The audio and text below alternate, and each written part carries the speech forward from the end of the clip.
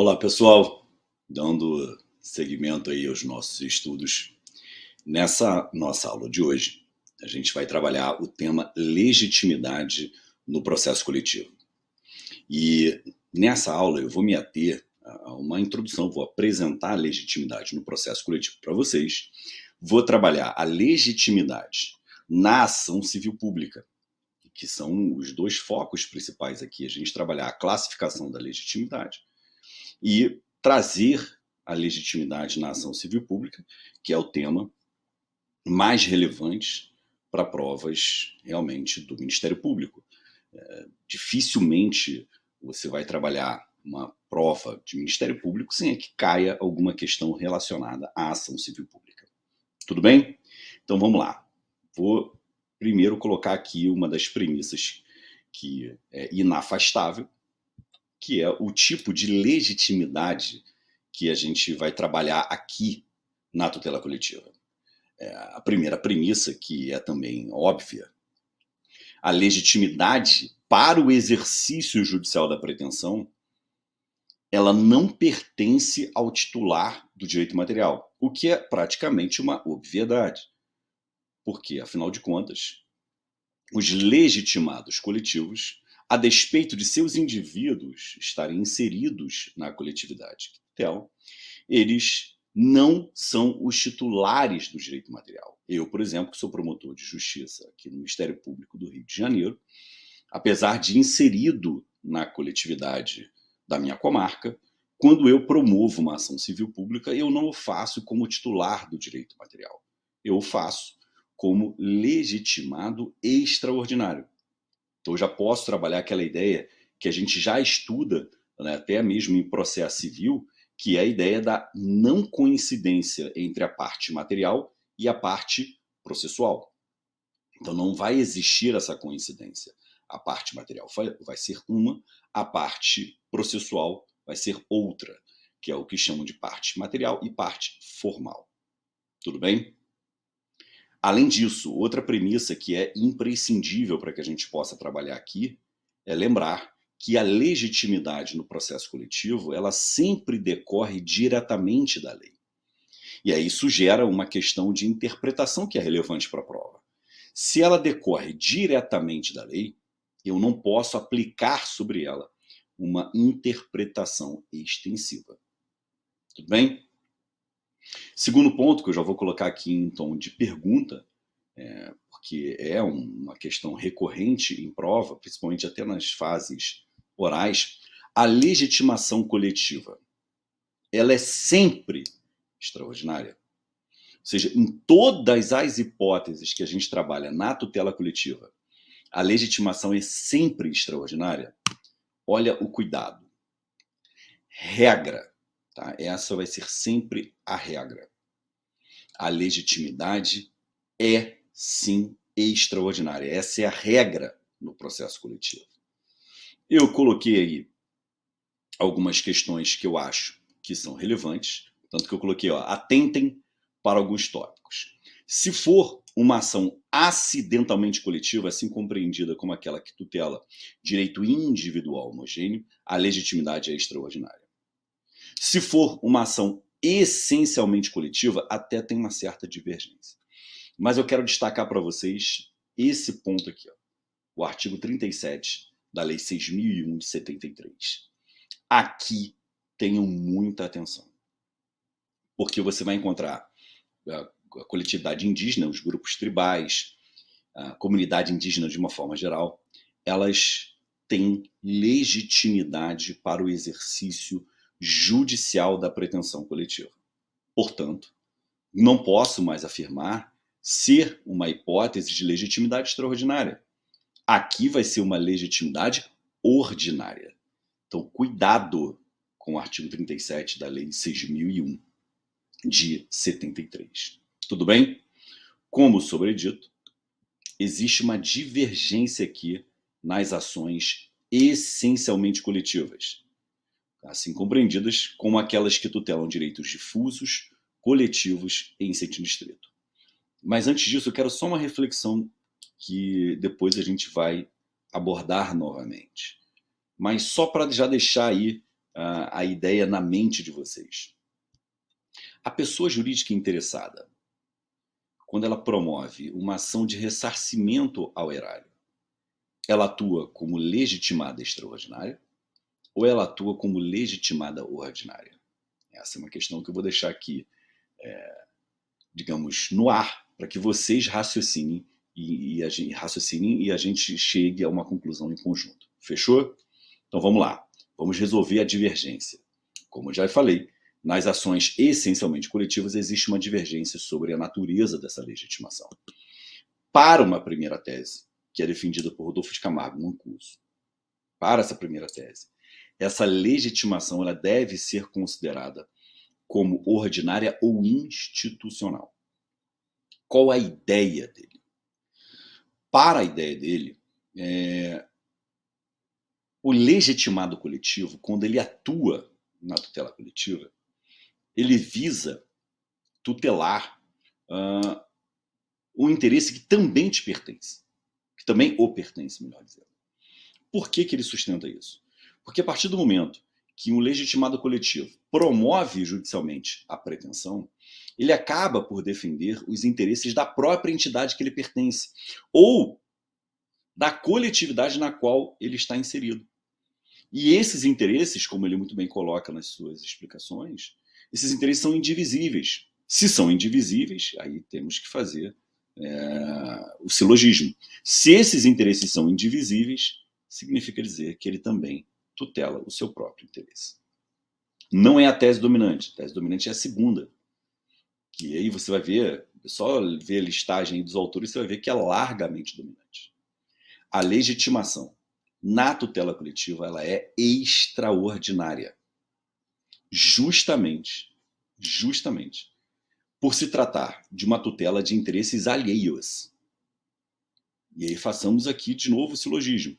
Se eu estou tutelando interesse alheio, então eu não posso falar que tutela interesse próprio, senão seria uma contradição dos próprios termos. Tudo bem? Então, mesmo que o legitimado coletivo esteja inserido na coletividade que ele tutela, ainda assim, ele atua em regime de substituição processual. Tranquilo, meus caros? Existe ainda uma terceira tese, que é uma tese até interessante. Deixa eu mudar só minha posição aqui para vocês verem todos os autores. Que é chamada de legitimação autônoma, que alguns chamam de legitimação para a condução do processo, ou legitimação processual de natureza especial, ou legitimação processual coletiva. Qual a ideia dos autores que defendem essa tese? A ideia é a seguinte: toda vez que você fala em legitimidade ordinária e legitimidade extraordinária, você está partindo da seguinte premissa: eu sei quem é o titular do direito material. Por isso que eu posso afirmar se o direito material desse titular está ou não sendo tutelado. O que eu quero dizer com isso? Vamos imaginar que você que está assistindo minha aula agora, você promove uma ação para tutelar, você é promotor de justiça, para tutelar a coletividade de uma determinada cidade na qual as suas funções estejam atreladas, perante a qual as suas funções estejam atreladas.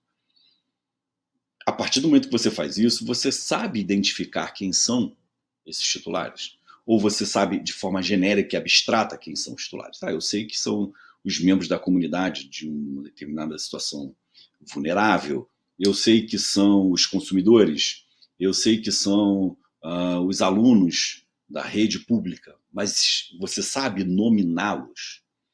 Então, para os defensores dessa terceira tese, a partir do momento que você não consegue identificar, individualizar aquele que vai ser judicialmente tutelado, você já não pode mais usar a nomenclatura ordinária e extraordinária, porque são nomenclaturas próprias de processos nos quais você consegue identificar quem é o titular do direito material.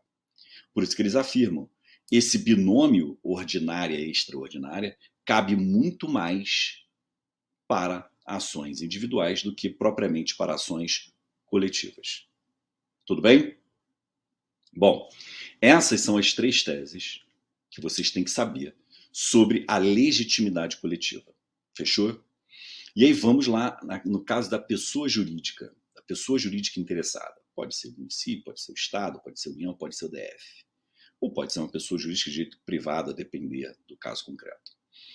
Ela promove uma ação de ressarcimento. Narra lá que houve um dano ao erário. Vamos aqui abstrair a causa de pedir improbidade administrativa, porque a discussão seria outra. Mas vamos nos ater ao ressarcimento ao erário. Há quem sustente que mesmo em demandas ressarcitórias, lembrando que demanda ressarcitória não ostenta viés punitivo, na essência, não é um viés punitivo, por óbvio, mas ostenta um viés, como o próprio nome diz, reparatório. Então, para uma primeira tese, ainda que a pessoa jurídica prejudicada ou interessada promova uma ação de ressarcimento erário, ela estará atuando, né? É uma atuação em regime de substituição processual ou de legitimidade extraordinária. Porque, a rigor, ela não tutela interesse próprio, mas interesse da própria coletividade. Há uma segunda tese, que eu acho até que é um pouco mais refinada, que diz o seguinte: cuidado, se a ideia da pessoa jurídica interessada for essencialmente a reparação de seus danos, ressarcimento ao erário, ela está tutelando interesse próprio. Mesmo que o valor vá para o patrimônio público, né, de uma forma geral, usando aqui a nomenclatura geral, mesmo assim, a hipótese será de legitimidade ordinária, porque estará tutelando interesse próprio. Tudo bem? Beleza. Então, esses são os pontos assim iniciais que eu acho que são relevantes. Tem até mais um que eu posso trazer aqui, que é a legitimidade na ação popular. Na ação popular, prevalece a tese de que o autor popular, a despeito de ser um indivíduo inserido na coletividade que ele tutela, prevalece a tese de que ele atua em legitimidade extraordinária. Tudo bem? Beleza. Bom, continuando aqui, queria trabalhar com vocês um tema que eu acho que é bacana, tá? Um tema que é interessante para a gente trabalhar, porque é um tema que os autores não só de processo civil individual, mas como de tutela coletiva de uma forma geral, eles vêm abordando aí em suas novas obras, que é a chamada legitimidade ad actum. Olha só a ideia que eu quero que vocês tenham em mente antes mesmo da gente entrar nesse conceito. Eu quero que vocês tenham a seguinte ideia.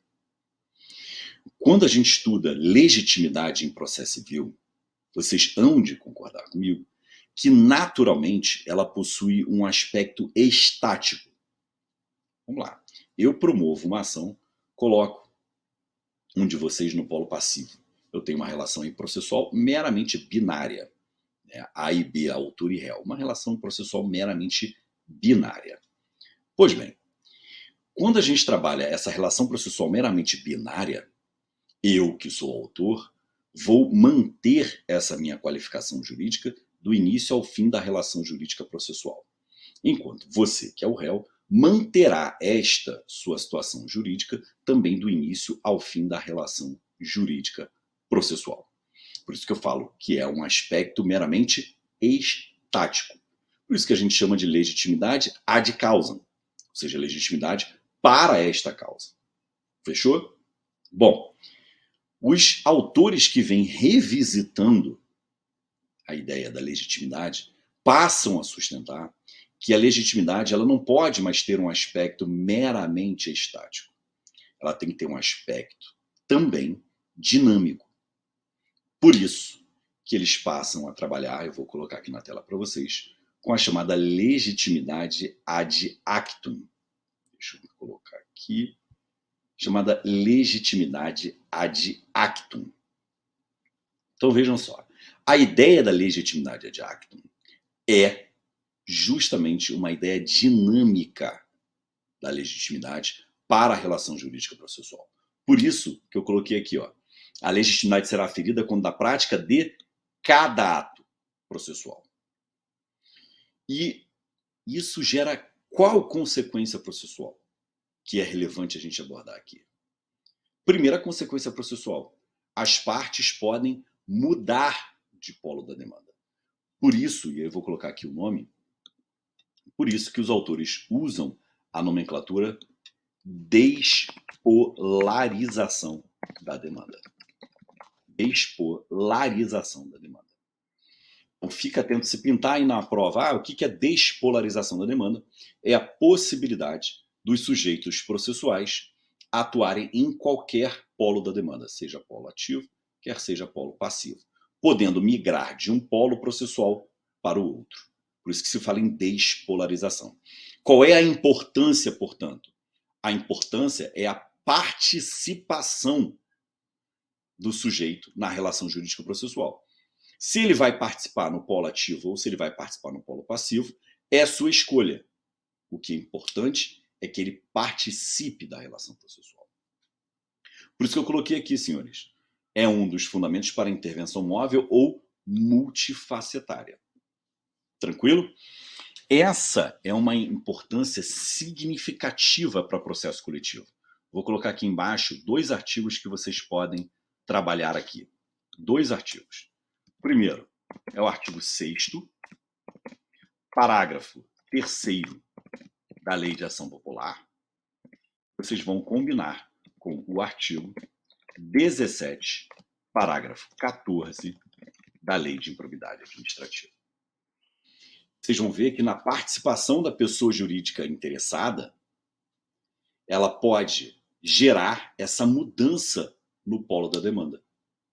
Então, qual é a importância da pessoa jurídica interessada? É que ela seja intimada na relação jurídica processual, que ela participe da relação processual. Professor, mas em qual polo que ela deve participar? Vai ser uma escolha dela mediante justificativa. Ela vai ter que apresentar o interesse público na sua atuação processual. Ficou clara aqui a ideia? Então vamos lá.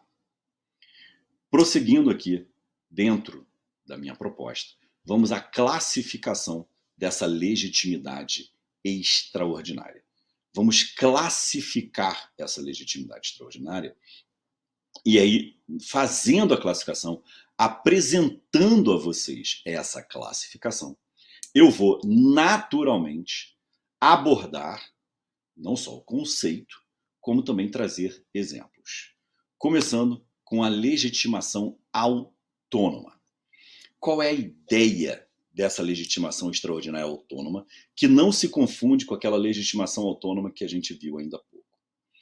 A ideia dessa legitimação extraordinária autônoma, vou colocar aqui, é a ampla liberdade para a condução do processo. Essa legitimação autônoma, ela faz um contraponto com a chamada legitimação subordinada, que eu já vou mostrar para vocês. Mas o que eu quero saber de vocês aqui? Por exemplo, o Ministério Público é legitimado extraordinário para a propositura de ação coletiva. A sua legitimação, ela é autônoma. Autônoma em que sentido? Qual é a ideia dessa autonomia a qual eu faço referência? A ideia é simples. O Ministério Público, ele tem autonomia para conduzir aquela relação processual. Ele pode conduzir, claro, sempre com promoções fundamentadas, com fundamentações adequadas e específicas, mas ele pode trabalhar, praticar os atos processuais da melhor forma que ele entender. Professor, mas ele pode, por exemplo, praticar um ato processual com o qual a coletividade, de repente, não concorda, com o representante da coletividade não concordando? Ele pode, ele tem essa autonomia. O que a gente costuma afirmar, e é uma questão interessante, é que o ideal é que seja conferida uma ampla participação no contraditório para as comunidades envolvidas. E quando eu falo comunidade aqui é no sentido lato do termo, não no sentido estrito. Eu falo aqui no sentido de grupos. Então a ideia é ampliar essa participação no contraditório. Aí você pode fazer isso por meio de consultas públicas, por meio de audiência pública. Você pode, por exemplo, intimar uma determinada associação que represente os membros dessa comunidade, se ela ostentar, claro, representatividade adequada. Aí são questões relevantes para a gente trabalhar.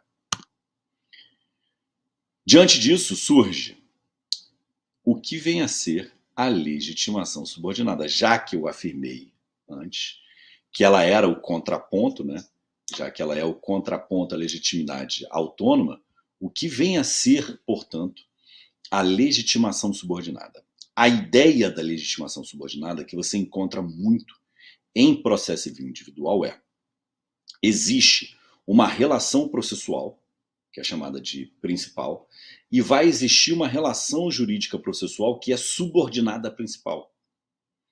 E aí, diante disso, o legitimado extraordinário não ostenta ampla liberdade para atuar, porque a sua atuação processual estará condicionada à atuação processual do legitimado ordinário. É o que ocorre, eu coloquei aqui, nos casos de assistência simples. Então, é o que ocorre nos casos de assistência simples. Tranquilo? Outro ponto. Aqui eu coloquei dessa forma e vou explicar por que coloquei dessa forma, tá? Fiquem tranquilos. Legitimação extraordinária exclusiva. Qual é a ideia aqui? Na legitimação extraordinária exclusiva, se você estudar isso no processo civil individual, legitimação extraordinária exclusiva ela tem que ser declarada incondicional. Por qual razão? Acompanha comigo o raciocínio. Você é titular de um determinado direito material. Estou falando do plano individual. Hein? Você é titular de um determinado... Deixa eu me colocar aqui. Você é titular de um determinado direito material individual. E aí vem o legislador e diz assim, olha, você não vai ter legitimidade para o exercício judicial da pretensão, mas sim um terceiro que vai atuar em legitimidade extraordinária. Concordam comigo que essa disposição legal, ela retira o acesso à justiça do titular do direito material? Ela retira claramente a possibilidade do titular do direito material promover a sua própria demanda. Então, no plano individual, a legitimidade extraordinária exclusiva ela é inconstitucional por retirar do titular do direito material o acesso à justiça. Contudo, no plano coletivo, ou seja, no processo coletivo, a legitimidade extraordinária exclusiva não é inconstitucional. Razão simples. Porque o titular do direito material ele já não é legitimado. Então não há que se falar aqui em inconstitucionalidade. Tranquilo? Então vamos lá. O que vem a ser a legitimação exclusiva? O titular do direito material ele não tem essa legitimidade. O legislador conferiu para um terceiro. Só que o detalhe é, esse terceiro, que é o legitimado coletivo, só existe um legitimado para isso. Então a legitimação exclusiva aqui no processo coletivo, ela quer dizer o quê? Dentre todos os legitimados coletivos, só existe um que o legislador colocou. Na tutela coletiva, até bem pouco tempo, o único exemplo era na ação popular. O autor popular é o único que ostenta a legitimidade extraordinária ativa originária. Legitimidade extraordinária ativa originária. Por que eu estou dizendo isso?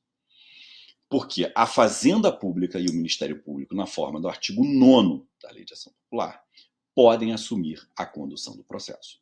Eles não podem promover originariamente, mas podem promover, ou melhor, podem assumir a condução do processo.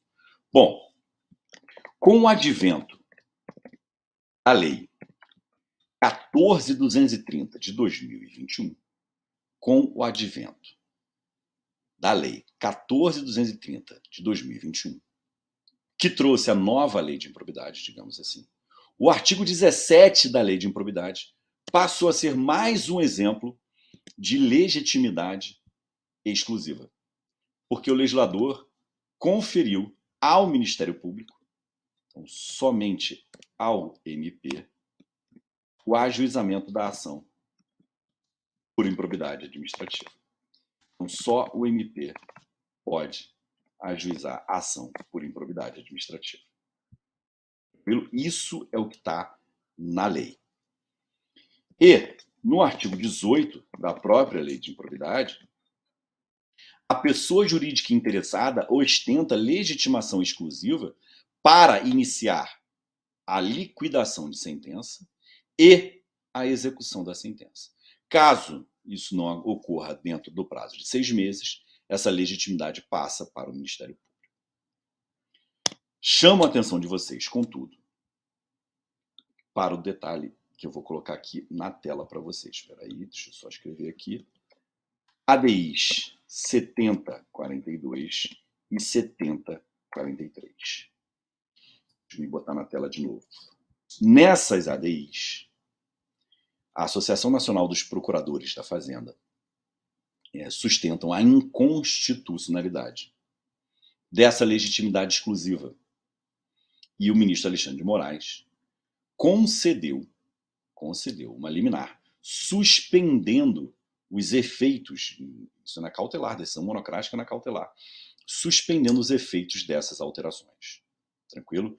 Conferindo aí uma interpretação conforme. Então, vamos lá. O legislador trouxe a legitimidade exclusiva para o Ministério Público para a ação de conhecimento e a legitimidade exclusiva para a pessoa jurídica interessada para a liquidação e execução da sentença. O Supremo, no bojo dessas duas ADIs, 7042 e 7043, suspendeu a eficácia. Não é ainda decisão de mérito, é só decisão cautelar. Tranquilo? Bom, continuando. Um outro tipo de legitimidade que é importante a gente trabalhar é a chamada legitimação concorrente. É a chamada legitimação concorrente. O que significa dizer que o legislador confere ou indica mais de um legitimado para a propositura da ação coletiva. Fiquem atentos, porque eu mantive aqui, deixa eu botar aqui, destacar para vocês, eu mantive aqui no slide o artigo 17 da LIA, por uma razão simples. Teve essa decisão do Supremo suspendendo essa legitimidade exclusiva do MP. Então, por isso que eu coloquei aqui ainda, tá no slide. Tá? Então, não se assustem com essa previsão que eu coloquei aqui. E coloquei todos os demais artigos que são importantes para isso. Então, há mais de um legitimado. Essa seria a regra. Né? Excepcionalmente, nós temos a legitimidade exclusiva, como no caso, repito, da ação popular e da ação por improbidade na redação original. Beleza? Pois bem, para finalizar, vamos à chamada legitimação disjuntiva. A legitimação disjuntiva ela é um conceito que pressupõe uma interpretação do artigo 129, parágrafo 1º da Constituição. Artigo 129, parágrafo 1º da Constituição. Qual é a ideia? A atuação processual de um legitimado coletivo, ela não impede e também não condiciona a atuação processual dos demais legitimados coletivos. Então, isso significa que se, por exemplo, se o MP propuser uma demanda, isso não vai impedir um outro legitimado coletivo também de fazê-lo. O que a gente vai trabalhar a partir dessa multiplicidade de ações coletivas é trabalhar o critério de prevenção, trabalhar a possibilidade de ter conexão, continência e até mesmo litispendência entre essas ações. Porque a ideia é, se existe uma legitimidade concorrente, cada um dos legitimados pode promover a ação coletiva de forma isolada ou de forma conjunta. Lembrando que não existe em nosso sistema jurídico, não existe litisconsórcio necessário no polo ativo, só no polo passivo. Então, essa legitimação disjuntiva, repito, ela permite que cada legitimado coletivo promova sua própria demanda. Tranquilo, meus caros? Beleza até aqui? Então, ótimo. Então, ficamos por aqui no próximo bloco. A gente volta.